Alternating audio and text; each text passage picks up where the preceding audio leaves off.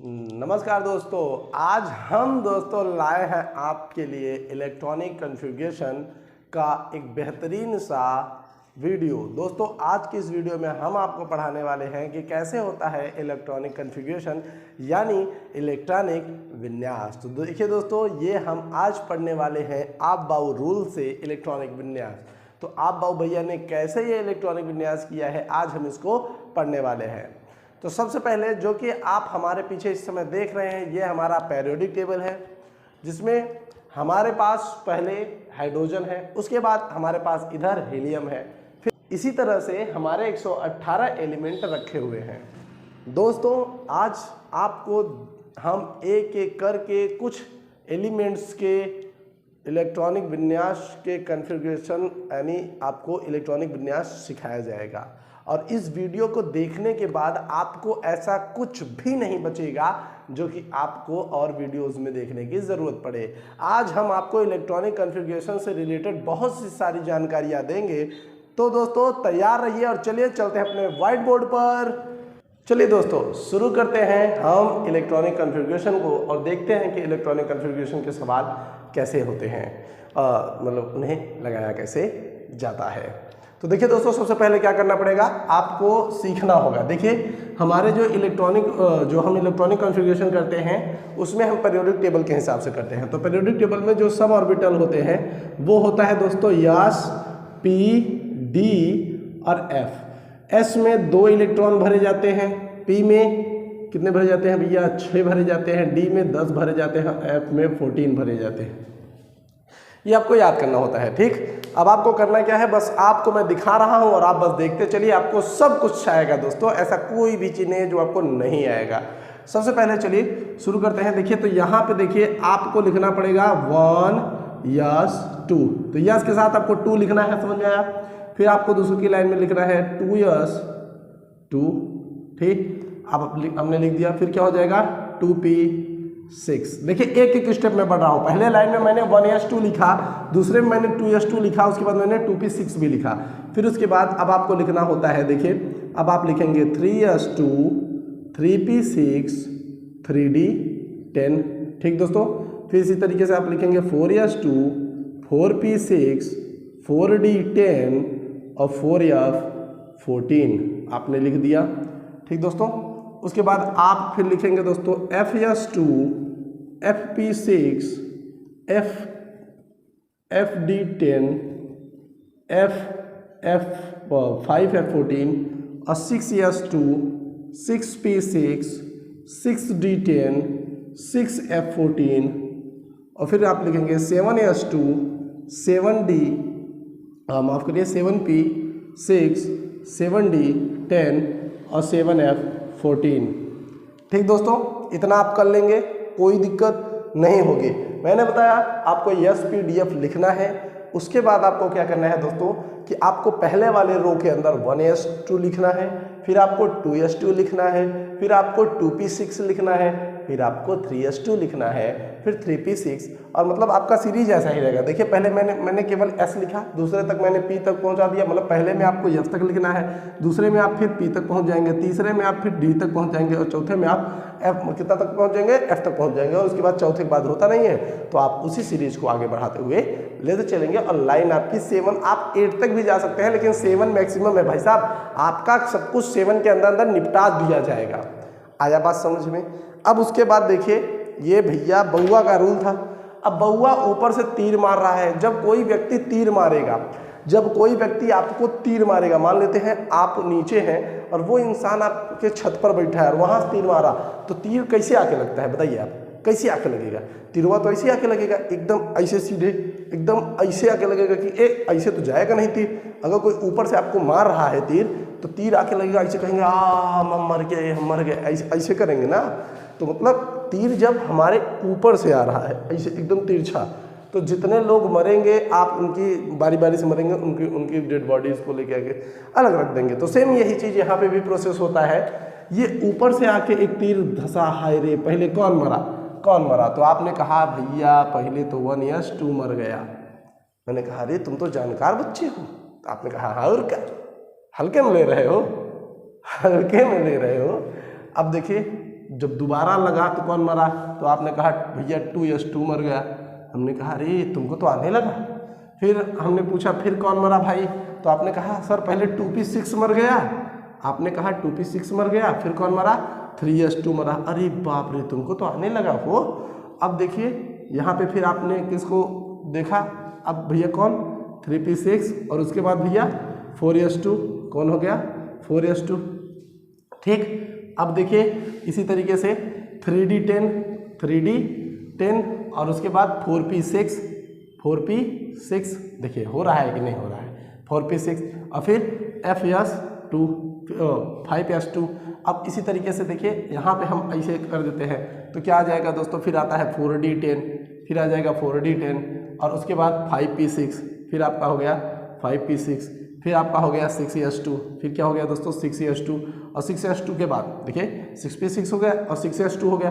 अब 6s2 के बाद जब फिर से हम यहाँ से एक तीर देख रहे हैं आ रहा है तो कौन जा रहा है भाई, अब जाएगा 4f14, कौन जा रहा है 4f14, फिर कौन गया 5d10, फिर कौन गया 5d10, फिर कौन गया 6p6, फिर कौन गया भाई 6p6 और फिर कौन गया 7s2। हम कहे बहुत सही, आपको तो सब कुछ समझदार है और आने लगा।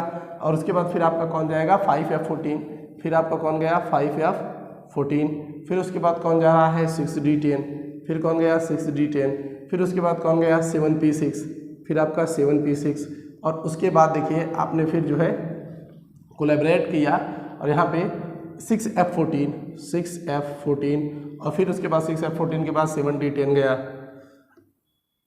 फिर उसके बाद आपका लास्ट में एक बचा 7f14, आप इसे यहाँ पे लिख सकते हैं, कोई दिक्कत नहीं है। अब ये सीरीज हो जाता है, ये सीरीज हो जाता है कि हमें इसी ऑर्डर को जो है फॉलो करना है, हमें इसी ऑर्डर को फॉलो करना है। ये बात आपको ध्यान रखनी चाहिए कि हमारा सारा काम इसी ऑर्डर से होने वाला है, याद रखिएगा। अब मैं आपको दिखाता हूँ करके, 2-4 जो है करके दिखाऊंगा जिससे कि आपको समझ में आए कि हाँ सर कैसे हो रहा है। तो मैं पहले शुरू के अंकों को ले लेता हूँ, या मैं कहूँ आपसे तो मैं शुरू के कुछ लोगों को ले लेता हूँ जिससे कि आपको समझ में आए दोस्तों कि हाँ सर ये कर रहे हैं। ठीक, तो देखिए सबसे पहले आपका हाइड्रोजन होता है, फिर आपका हीलियम होता है, फिर आपका लिथियम होता है, फिर बेरिलियम होता है, फिर आपका बोरान होता है, फिर आपका कार्बन होता है, फिर आपका नाइट्रोजन होता है, ऑक्सीजन होता है, होता नहीं है, होता है ना, फिर आपका इसके बाद आपका फ्लोरीन होता है, फिर आपका नियान होता है। तो ये 10 है, ये सीरीज आपकी 10 की है। तो हम पहले इन्हीं को जो है ब्रेक करने का कोशिश करेंगे। चलिए हम इन्हीं को ब्रेक करते हैं पहले। तो देखिए अगर हम हाइड्रोजन का करेंगे, हम हाइड्रोजन का करके इलेक्ट्रॉनिक विन्यास दिखाते हैं। तो देखिए हाइड्रोजन का परमाणु क्रमांक कितना है, 1 है, इनका 2 है, इनका भाई साहब का 3 है, इनका भाई साहब का 4 है, इनका भाई साहब का 5, इनका 6, इनका 7, इनका 8, इनका 9 और इनका 10। अब एक बात याद रखिएगा कि जितना जिसके अंदर परमाणु क्रमांक होगा, जिसका परमाणु क्रमांक जितना होगा उतना उस तत्व के अंदर इलेक्ट्रॉन होते हैं। कितने क्या होते हैं, इलेक्ट्रॉन हो रहे हैं। और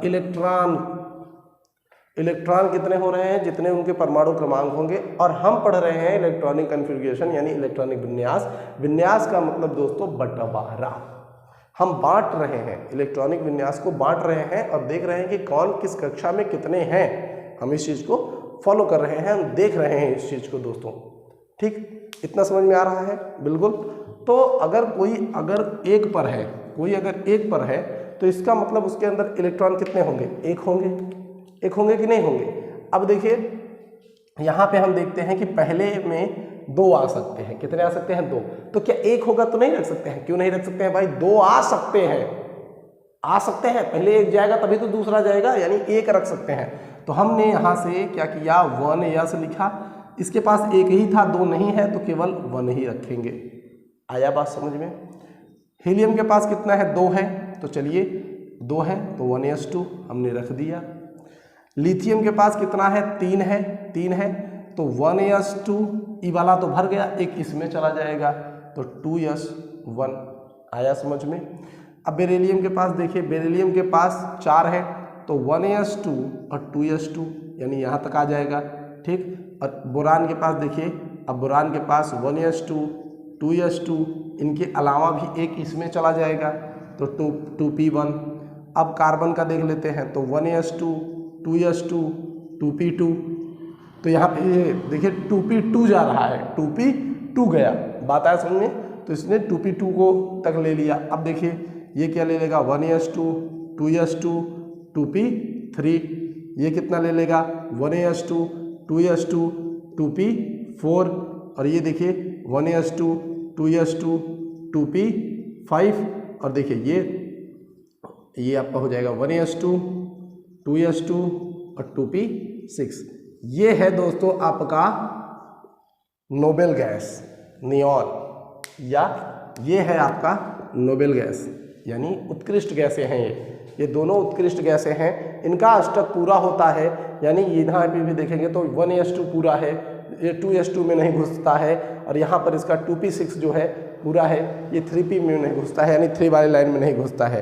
तो याद रखिएगा जो हमारा सबसे 18वां स्तंभ होता है, जिसमें हमारे हीलियम, नियॉन या अदर आपकी गैसें हैं, जिनमें हम उत्कृष्ट, इनका हम ट्रिक भी जानते हैं, हे, नेहा और करो जीरोक्स।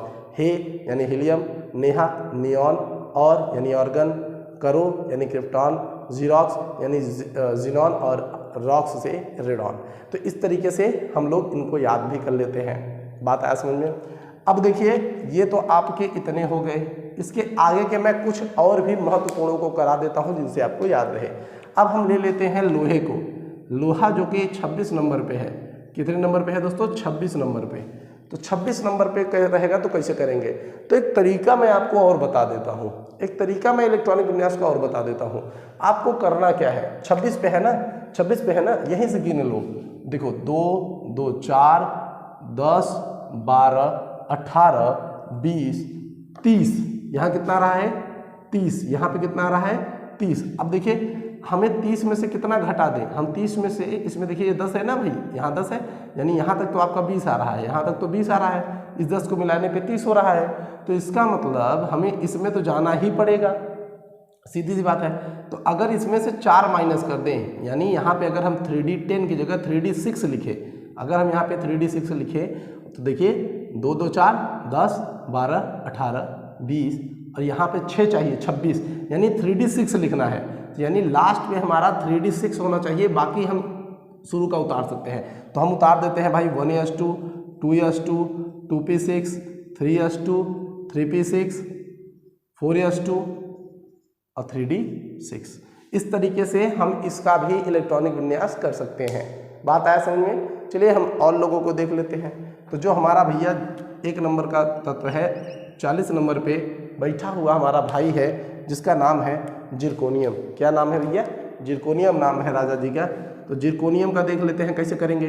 देखिए आपको करना क्या है, आप चाहें तो यहाँ से गिन सकते हैं, आप यहाँ से भी चाहें तो गिन सकते हैं। दोस्तों देखिए आप जान रहे हैं, तो देखिए 2 2 4 10 12 18 20 30 36 36 और 2 38 36 और 2 38 और 38 और 2 40 38 और 2 40, यानी 3D ये आपका 4D2 चाहिए।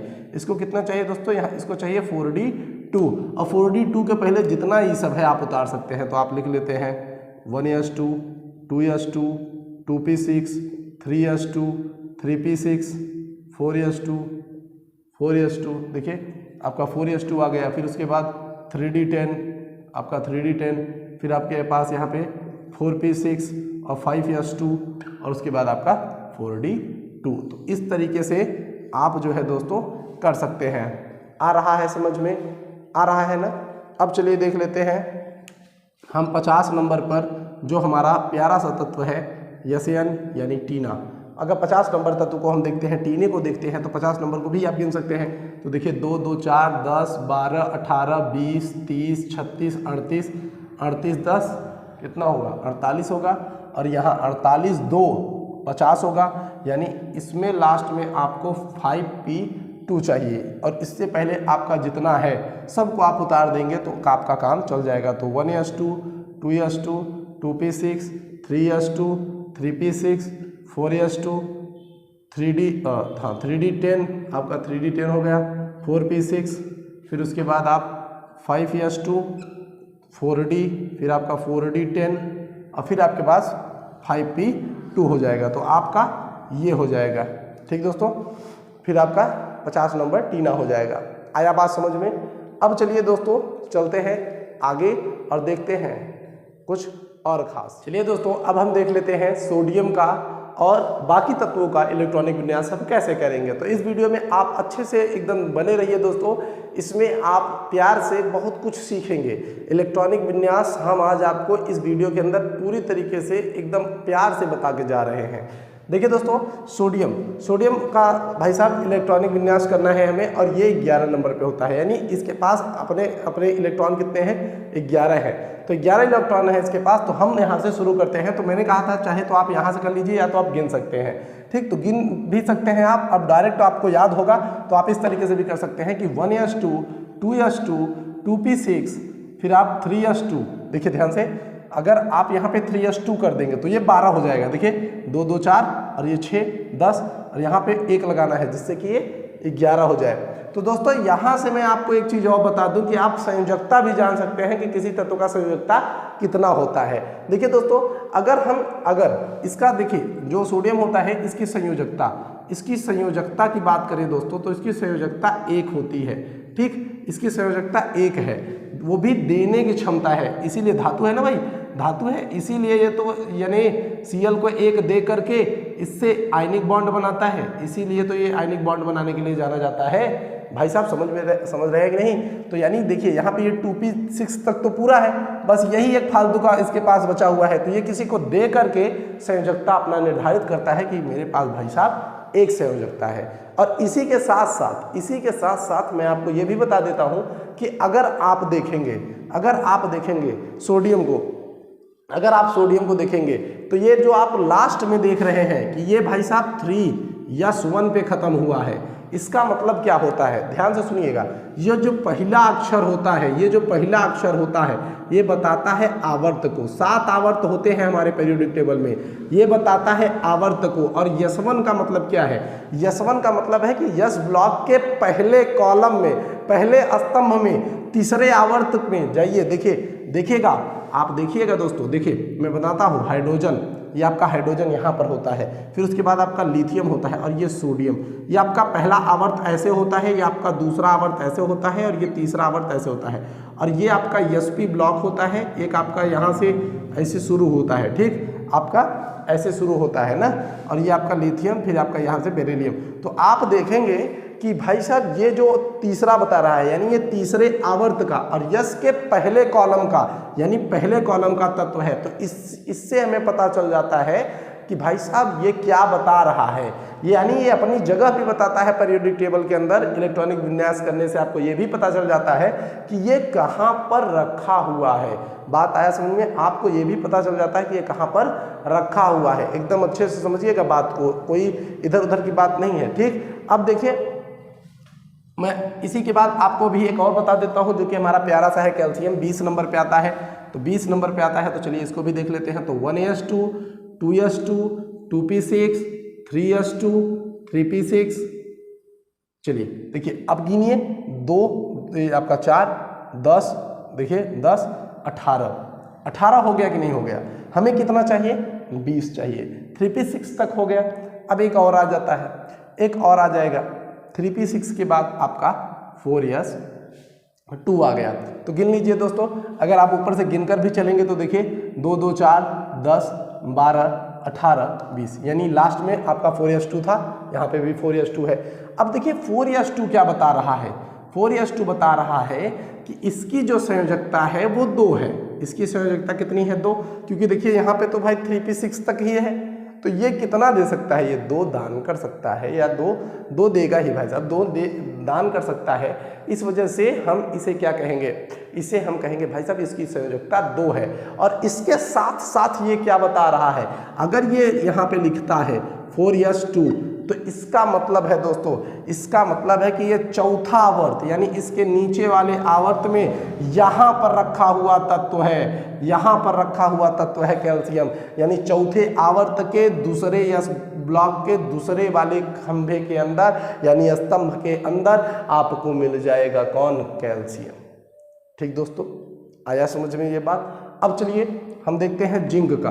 तो जिंक का लेंगे तो 1s2, 2s2, 2p6, 3s2, 3p6, 4s2, 4s2, 3d10।